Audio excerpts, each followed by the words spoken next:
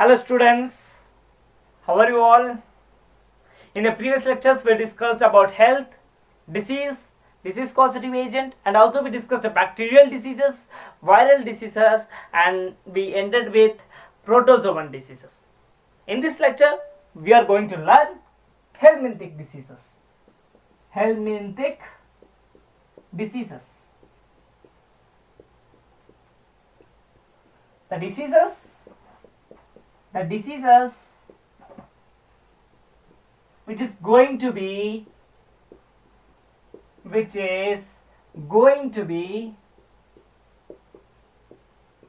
caused by helminths. The diseases which is going to be caused by helminths is only known as helminthic diseases. And this first one we are going to learn ascariasis. Ascariasis. Causative agent for ascariasis is Ascaris lumbricoides. Ascaris lumbricoides. Causative agent is the Ascaris lumbricoides. That means it is the pathogen. This Ascaris lumbricoides is the pathogen which is going to cause a disease, ascariasis. As you can see, this Ascaris lumbricoides, it is a common roundworm. It is a common roundworm. And this common roundworm is the pathogen. That means this Ascaris lumbricoides is the pathogen which is going to cause a disease, ascariasis. This Ascaris lumbricoides lives in the small intestine. Lives in the small intestine of man. You can see here, this Ascaris lumbricoides is living in human beings. If an organism is dependent on other organism for its survival, will be known as parasite. As I already told in the previous class, this organism, as you can see, this Ascaris lumbricoides is depending on survival. On other organism. That means it is depending on other organism for its survival. That means this Ascaris lumbricoides, it is a parasite. What is a parasite? If any organism is depending on other organism for its survival, for its multiplication, then that organism which is dependent will be known as parasite. You can see here, this Ascaris lumbricoides is a parasite because it is depending on human beings for its survival. And there are two types of parasite. Till now we have seen monogenetic parasite, digenetic parasite. Monogenetic parasite are those parasites which will complete its life cycle in one host. Digenetic parasite are those parasites which will complete its life cycle in two hosts. This Ascaris lumbricoides, it is a monogenetic parasite. It is a monogenetic parasite. What is this? Ascaris lumbricoides, it is a monogenetic parasite. That means it is going to complete, this Ascaris lumbricoides is going to complete its life cycle in one host. And who is that host? Is man. Right? Next one, is this visible for you? No? Okay.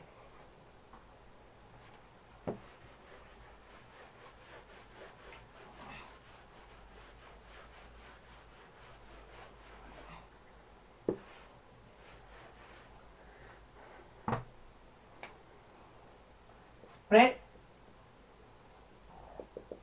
ascariasis. How it will be spread means it will spread through food and water which is contaminated by feces. Right? Feces, it is a body waste. It is a body waste which is going to be discharged out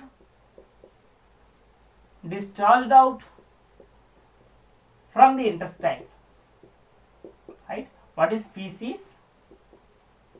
Feces, it is a body waste. Feces is a body waste which is going to discharged out or released out from the intestine. That is what known as feces.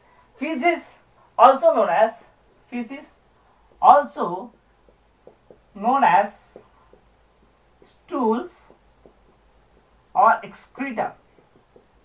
See students, what is feces? Feces is a body waste which is going to be discharged out from the intestine, is only known as feces. We can call the feces as stools, or we can call also the feces as excreta, right? And how it will be spread? I said food and also it will spread through contaminated food and water. It will spread through contaminated food and water which is already contaminated by the feces, right? The food and water which is going already contaminated by the feces, then only this disease will spread from one person to another, right? Next one, symptoms. Symptoms of the disease ascariasis. First symptom is fever. Second one, blockage of intestine, that is intestinal blockage of intestine. You can say third one, indigestion. The digestion will not take place properly. Indigestion. Nausea. Fifth one, vomiting.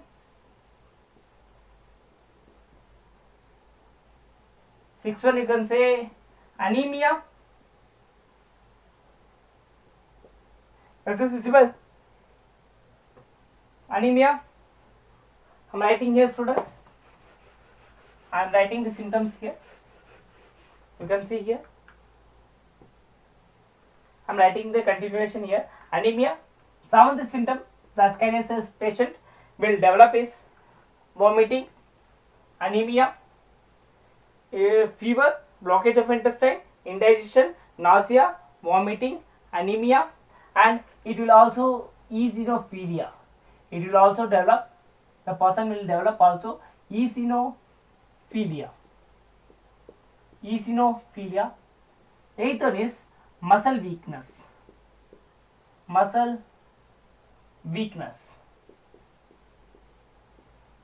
Ninth one is internal bleeding.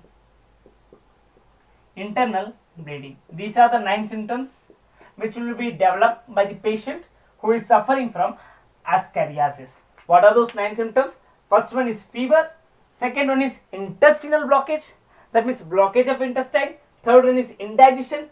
Digestion process will not take place correctly. Digestion will not happen. Fourth one, nausea. Fifth one, vomiting. That means it may be frequent vomiting. Sixth one is anemia. Anemia is mostly caused due to the decrease in the iron plus 2, right? Because iron plus 2 is the requirement for the formation of hemoglobin. So anemia is mostly caused due to the decrease in iron plus 2. And the seventh one is eosinophilia. That means increase in eosinophilia is nothing but increase in number of eosinophils. Is only known as eosinophilia. It is a type of white blood cell. If this type of white blood cell count increases, then then you are suffering from a disease ascariasis. Eighth one is muscle weakness, that means muscle pain, and ninth one is internal bleedings. These are the symptoms of ascariasis. So now we are going to discuss the second helminthic disease, which is filariasis.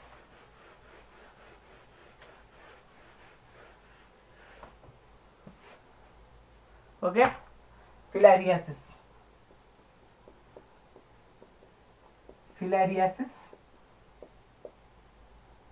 Causative agent for filariasis is Wuchereria bancrofti or Wuchereria malayi. these are the two causative agents. That means these are the two pathogens which can cause filariasis. And these two are filarial worms. These two are filarial worms. Filarial worms. And this Wuchereria bancrofti, or it may be Wuchereria malai, both the pathogens are parasite and they are digenetic parasite. That means they are digenetic parasite. That means digenetic parasite means the parasite, digenetic parasite means are those parasites which requires two hosts, which requires two hosts to complete its life cycle. See students, what is a digenetic parasite? Digenetic parasite are those parasites, digenetic parasites are those parasites which requires two hosts to complete its life cycle. Right? That means it is this Wuchereria bancrofti will require two hosts to complete its life cycle. What are those two hosts is? One is man, first host is man, and the second host is female Culex mosquito, not Anopheles mosquito, it is Culex mosquito, female Culex mosquito. Right? So what it is a digenetic parasite, that means it requires two hosts to complete its life cycle, complete its life cycle, complete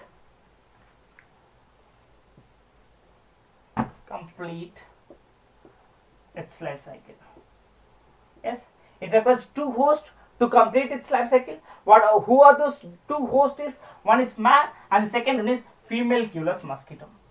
Then how it will be spread? It will spread through the bite of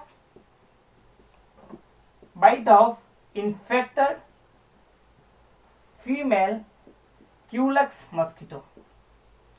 Female, it will spread through the bite of infected female Culex mosquito. What the infected female Culex mosquito will do? If this infected female Culex mosquito, if bites a normal healthy person, then while biting it will inject the pathogen which is going to cause a disease, filariasis. Right? It is how it will be spread. Now we are going to learn the symptoms of filariasis. The person who are suffering from this filariasis disease, the person will develop symptoms, and what are those symptoms? Now we are going to discuss. See, symptoms of filariasis. First one is extreme swelling of limbs. Mostly this extreme swelling will take place in legs. Mostly the swelling happens in legs, and the legs of an infected person,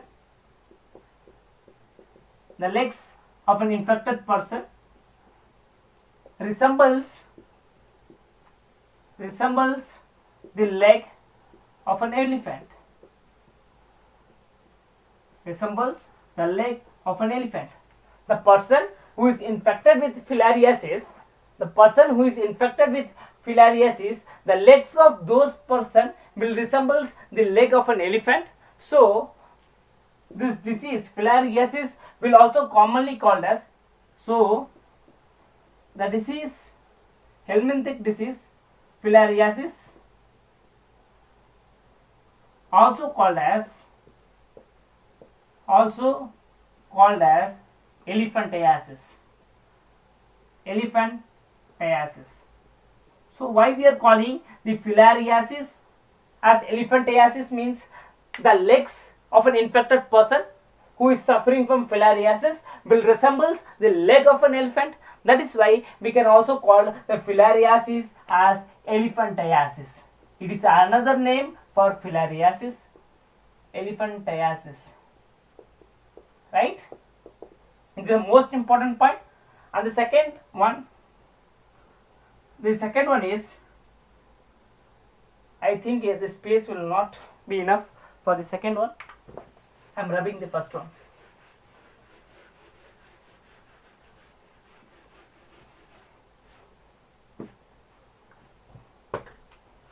Second one, gross deformities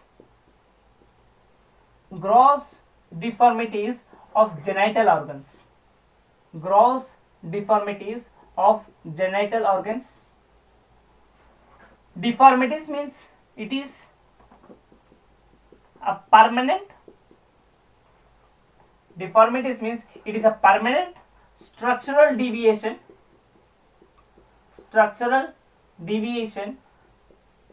from the normal size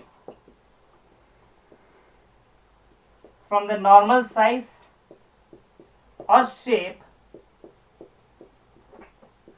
What is deformities? It is a permanent structural deviation from the normal size or shape. So we are discussing cross deformities of genital organs. So in male, what will happen? In male, swelling of scrotum is the example of deformities. Whatever the scrotum actually present initially before the filariasis is caused.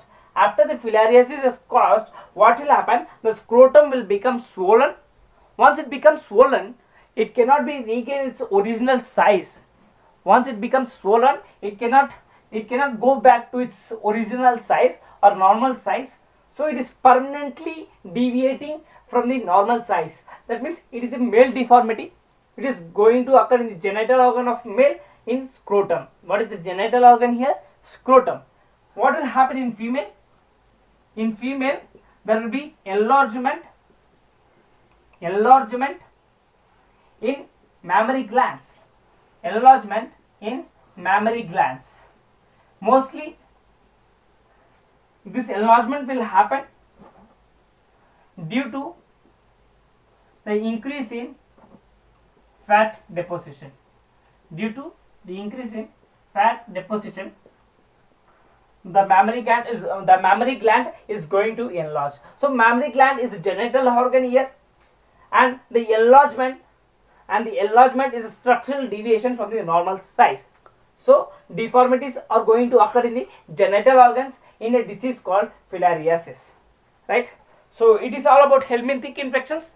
We completed the helminthic infections, and only fungal infection is remaining, and I think in the next lecture I will complete that one also, and then we will move to immunity, and we will discuss about immunity, right students? So do good and practice, and if you like this video, please like, share, comment and subscribe.